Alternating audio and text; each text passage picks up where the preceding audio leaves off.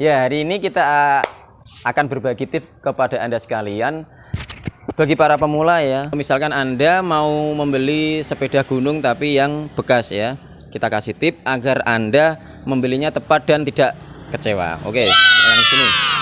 Yang pertama ya, para pemula, untuk Anda yang ingin membeli sepeda gunung second ya, agar Anda tidak kecewa. Satu, untuk ciri-ciri sepeda gunung ya, yang pasti setirnya seperti ini ya. Kalau misalnya setirnya nggak seperti ini, nah, kalau misalkan seperti ini, nah itu namanya bukan sepeda gunung tapi sepeda jengki ya.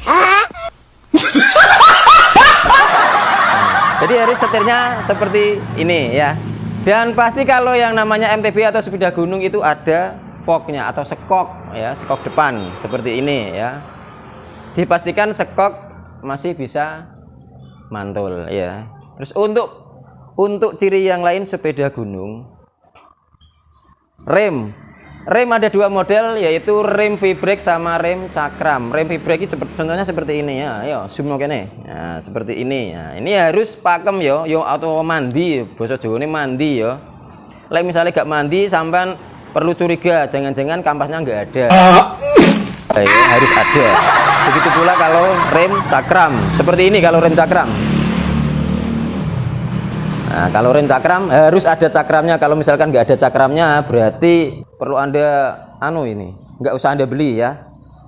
Untuk rangka sepeda gunung seperti ini, modelnya seperti ini ya. Kalau misalkan ini melengkung, biasanya itu sepeda mini. Bukan sepeda gunung, biasanya sepeda mini. Yes, modelnya yes kayak iki, kabeh. Terus ada oper giginya. Depan maupun belakang itu ada oper giginya, utawa apa ini ngarane yo, persneleng ya. Untuk yang belakang pasti yang sebelah kanan. Ini ada yang model gas seperti Vespa, ada pula yang shifter seperti ini ya, tergantung ya. Like misalnya sepeda gunung sampean gak neng operan gigi, berarti iku ora sepeda gunung, sepeda biasa, sepeda mini iku ya. Untuk memastikan lagi ini harus fungsi ya, dua-duanya harus fungsi, yang depan maupun yang belakang harus fungsi semua. Untuk saddle sepeda gunung yang ini gak ono sepeda gunung sing saddle eneng pire yo. Oke, terus misalkan sepeda gunungnya sampean saddle modelnya madhepe rene berarti salah ya.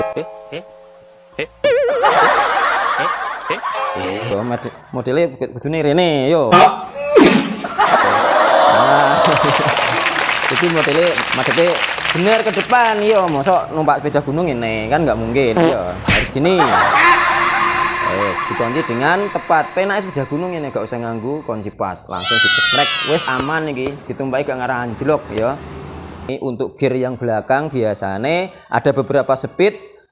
Kalau yang model lama itu 6, ada yang 7, ada yang 8. Kalau misalkan oper sudah di-upgrade itu biasanya sampai 11 untuk ini giginya ya.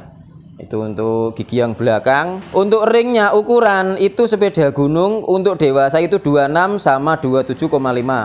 Untuk ukuran sepeda gunung bagi dewasa 26 sama 27,5. Adapun sekarang yang buat anak-anak mulai ukuran 20 sudah ada. 20, 24, 26 sama 27,5 ya. Untuk ukuran besar ban itu tergantung sampean. Tergantung sampean kegunaannya untuk off-road, on-road ataupun untuk yang lain-lain. Kalau misalkan untuk tanjakan biasanya dikasih batien sing kuandel, sing rengeh-rengeh iku sing gede. Kalau misalkan untuk on-road dikasih yang kecil-kecil biasanya supaya enteng ya. Kalau semuanya sudah fungsi normal ya, kita lihat rangkanya itu kalau misalkan masih besi, kita pastikan tidak ada yang karatan ya. Kalau misalkan karatan itu resikonya nanti itu akan retak dan patah. Kalau misalkan sudah terbuat dari alloy tidak mungkin ada karatnya ya. Cuma kita lihat ada retakan apa enggak. Kalau misalkan tidak ada retakan itu berarti masih oke, siap pakai ya. Nah, ini kalau beda second. Kalau beda baru sudah tidak diragukan. Kalau beda second perlu teliti itu ya, terutama fungsi-fungsinya ini, shifter depan belakang atau oper giginya itu, rem ya, fog depannya. Kebanyakan itu kalau misalkan sudah lama, sudah second, itu biasanya lama nggak dipakai itu mati atau off. Cuma kalau misalkan untuk on road-an itu tidak begitu fungsi ya untuk fognya depan itu. Nah, apalagi untuk anak-anak iki wis modelnya koyo ngene iki wis seneng, wis oke wisan. Oh ya.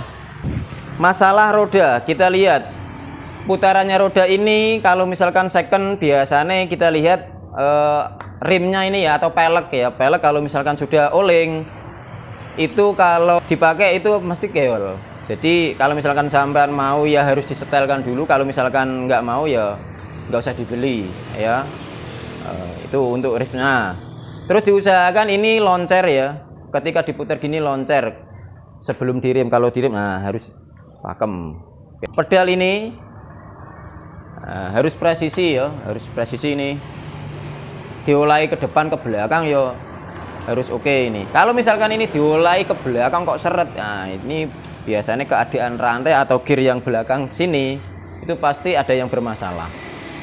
Oke, untuk yang depan sama ya, kalau kita putar lancar berarti tidak ada kendala. Tapi misalkan kalau kita putar itu agak seret, kita lihat kondisi as atau kondisi remnya pasti ada yang ngerem atau asnya ada yang seret gitu. Tuh pedal harus lancar seperti ini. Kalau misalkan ini seret, ini ada masalah di klakernya sini. Ada dua jenis bahan di MTB itu, ada jenis alloy sama jenis besi. Itu untuk sepeda biasa. Kalau untuk yang istimewa ada lagi yang jenis karbon atau yang lain-lain, itu lebih mahal lagi. Kalau yang murah-murah itu besi sama alloy. Oke, itu berbagi pengalaman dari kami Pahlawan Group. Semoga bermanfaat untuk Anda ya, bagi para pemula-pemula sepeda yang dulunya memakai BMX sekarang mau pakai sepeda gunung itu ya.